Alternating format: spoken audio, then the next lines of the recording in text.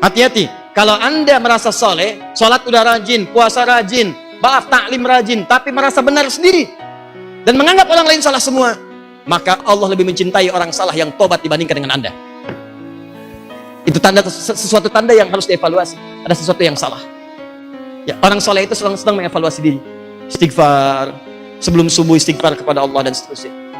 Nah, ketika seseorang ini datang kepada Allah, apa kata Allah? Jangan putus asa dari rahmat Allah. Yuk, saya berikan ampunan.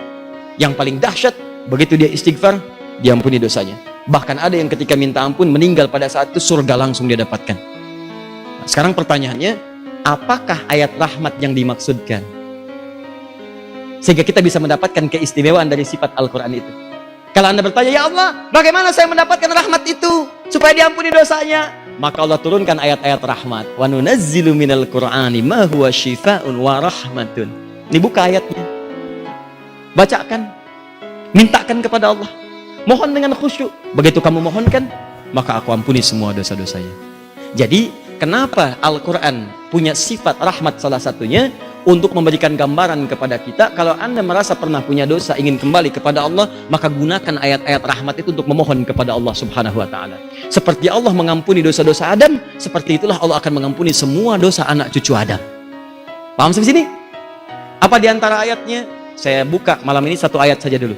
Satu, seperti persis kalimat Nabi Adam alaihissalam. Jadi kalau Anda sedang berbuat salah, tiba-tiba ingat untuk berbuat kembali kepada Allah, berbuat baik, bertobat, langsung ingat kalimat ini. Ini kalimat pertama yang diucapkan Nabi Adam alaihissalam saat beliau bertobat kepada Allah Subhanahu wa Ta'ala. Dan hebatnya, langsung turun kalimat fataba alaihi, diterima tobatnya, diampuni semua dosa-dosanya. Makanya Nabi Adam berwasiat ketika turun ke bumi, langsung dibacakan kalimatnya, diabadikan dalam Al-Quran, oleh Nabi dibimbing kepada kita untuk membacakannya. Dalilnya ada di Quran surah ke-7 ayat ke-23, paling kanan sebelah atas di mushaf. Waqala, karena yang bermaksiat Adam dan pasangannya, ketika mereka berdua sudah berjumpa, mereka merasa, awas kita pernah salah, jangan berbuat salah lagi.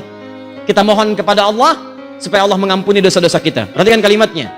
Rabbana zalamna anfusana wa illam taghfir lana wa tarhamna rahmat wa tarhamna lanakunanna minal khasirin. Di kalimat pertama. Tapi mohon sekali dibacakannya jangan sekedar pakai lisan, pakai hati. Pakai hati. Di cara memohonnya bukan sekedar di lisan. Kalau cuma di lisan jangankan Anda, ajarin anak kecil deh yang 4 tahun 5 tahun, suruh baca itu, mereka juga bisa baca itu, sedangkan mereka belum baligh, belum ada peluang dihisab di situ, ya, belum taklif mereka. Jadi kalau cuma bacaan di lisan, jangankan Anda, anak kecil pun bisa bacakan dengan hati. Di begitu Anda katakan Rabbana zalamna anfusana, ya Allah yang merawat kami. Rabb itu sifat rububiyah, yang merawat, mengampuni dosa, memaafkan kalau salah, menyembuhkan kalau sakit. Seakan-akan Anda mengatakan begini, ya Allah, Engkau yang telah berjanji kalau kami salah akan memaafkan. Engkau yang mengatakan kalau kami berbuat dosa akan mengampuni. Zalamna anfusana, kami mengakui kami berbuat salah ya Allah. Dan kesalahan itu karena diri kami. Anfus jama dari kata nafas. Anfus jama dari kata nafas. Masih ingat nafas ketika disebutkan ada apa di dalamnya? Nafsu. Anfus jama dari kata nafas. Nafsun disebutkan di surat Yusuf tadi, innan nafsala ammaratun bisu. Ya Allah, kami berbuat zalim karena nafsu kami ya Allah. Kami berbuat salah karena diri kami ya Allah. Jadi kalau Anda berbuat salah, jangan lekatkan kesalahan itu kepada Allah. Jangan nisbatkan kesalahan kepada Allah. Yang salah itu Anda, bukan Allah.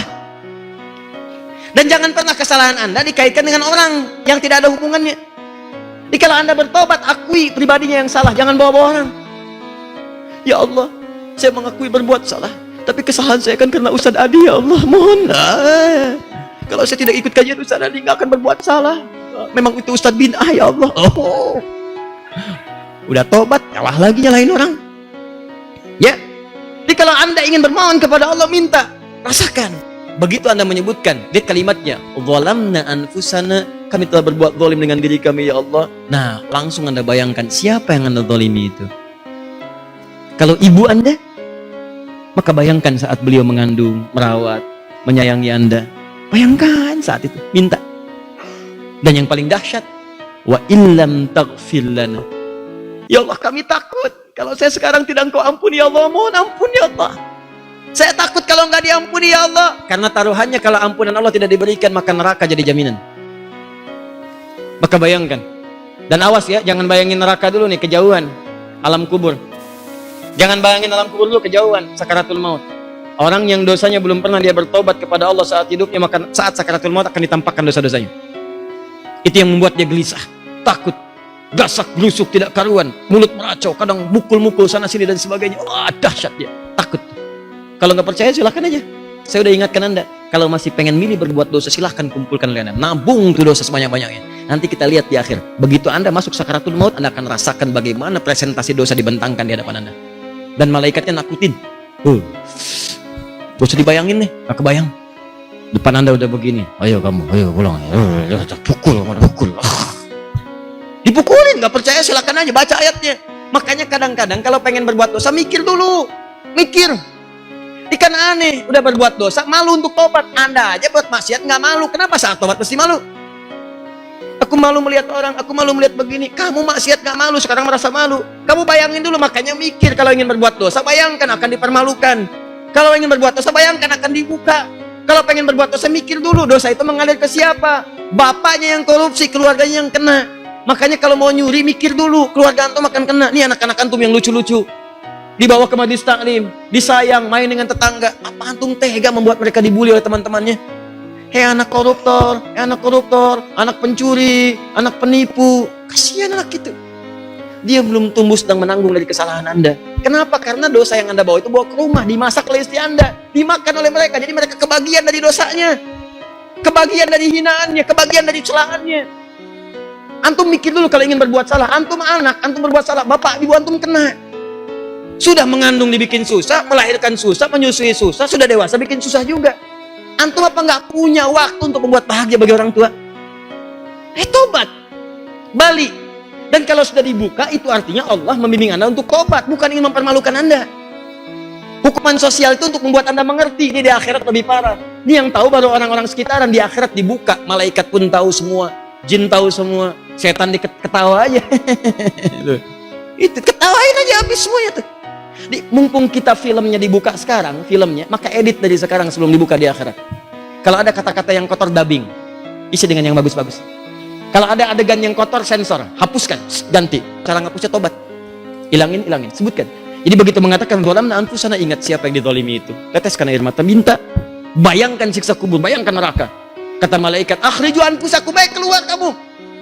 Gak mau keluar ya, saya pukul depannya, belakangnya segala. Itu di Quran surah 8 ayat 50. Keluarin. Silakan kalau nggak percaya. Hanya malam ini selesaikan urusannya. Watarhamna, dan kau berikan rahmat kepada kami. Nah, jadi begitu dosa diampuni, turun sifat ampunan Allah, rahmat turun. Begitu turun, hapus semuanya, beres, hilang. Kalau kami nggak dapat rahmat itu ya Allah, lalakunanna minal khasirin, kami akan rugi. Daripada kita rugi sebelum pulang, lebih baik hapuskan sekarang. Itulah sebabnya ketika kita berbuat salah, teman-teman sekalian, kenapa ayat rahmat dibandingkan dengan syifa? Syifa itu kan obat penyakit. Kenapa disandingkan dengan rahmat? Rahasianya adalah, saya tutup, kenapa di Quran surah 17 ayat 82 rahmat disandingkan dengan syifa? Karena pertama, kalau orang sudah berbuat salah, pasti akan hidup dan bersanding penyakit dalam dirinya. Jadi kalau orang mencuri, itu sebenarnya sedang masukkan penyakit pada dirinya. Gak percaya silahkan. Anda belum pernah mencuri selama hidup, begitu keluar dari masjid ini, nyoba-nyoba mencuri, pasti akan kepikiran. Di jalan kepikiran, kamu salah, kamu dikutuk terus tuh sama jiwa-jiwa takwanya. Kamu salah, cepat balikin. Kamu keliru. Itu tersiksa dengan keadaan. Bertemu orang, jadi hati-hati, jadi diam-diam, dia takut ketahuan. Yang tadinya bebas jadi tersiksa. Makan, jadi perasaannya jadi nggak nyaman. Itu ngundang penyakit. Makanya ketika antum diampuni dosanya oleh Allah, penyakit itu seketika dihilangkan. Seakan-akan dapat rahmat Allah, bonusnya syifa. Kalau orang sudah diampuni dosanya, maka akan tenang hatinya. Bebas dari pikiran-pikiran, bebas dari penyakit, hidupnya lebih bersih lagi. Itulah rahasianya kenapa syifa disandingkan dengan rahmat di ayat tadi. Jadi kalau Anda ingin dibebaskan dari semua penyakit-penyakit urusan dunia, maka yang pertama, gugurkan dulu dosa-dosa Anda di hadapan Allah Subhanahu wa Ta'ala. Saya tutup, itu yang dimaksudkan kalimat Nabi Nuh di Quran surah 71 ayat 10 sampai dengan ayat 12. Ketika umatnya banyak berbuat salah, kata Nabi Nuh, faqultu astaghfiru rabbakum innahu kana ghaffara. Aku katakan pada umatku, kalian cepat istighfar, tobat. Allah akan mengampuni dosa kalian. Kalau sudah Allah ampuni, apa yang diberikan? Yursilis samaa 'alaikum midrara, maka hujan yang kering akan turun. Wa yumdidkum bi amwalin wa banina. Awas, dan Allah akan lipat gandakan harta kalian, anak-anak, keturunan sehat semua. Ini gambaran kata para pakar tafsir, kalau ada orang berbuat maksiat, bawa harta haram ke rumah dan sebagainya, maka akan bermasalah bagi anak, bagi harta dan sebagainya, bagi keluarga. Kalau Anda ingin hapuskan semua itu, maka bertobatlah kepada Allah.